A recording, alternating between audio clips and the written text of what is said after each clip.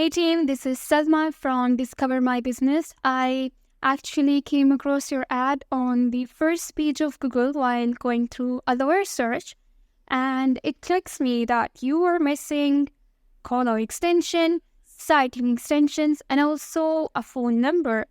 I mean, if it is properly managed, then you will have these things on your ad when you are spending a lot to display it on the first page of Google, right? So what's the benefit of having them? I guess you're aware, but I'm still going to tell you that it decreases your pay-per-click because when people are clicking on these extensions, they are directly landing on the landing page, right? So it automatically decreases your pay-per-click and increases your CTR.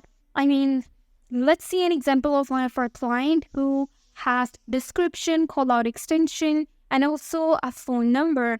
I mean, that's the point of having the phone number on the Google ad. Like, people can directly call you or even submit a form. You can also have this option on the ad to submit a form directly on the Google page. I mean, it just decreases your pay-per-click. It's you minimizing your budget and increasing your conversion rate from 5 to 10% automatically. So let's connect and discuss how we can manage your Google Ads campaign better, and let's have a free audit call. Have a good day.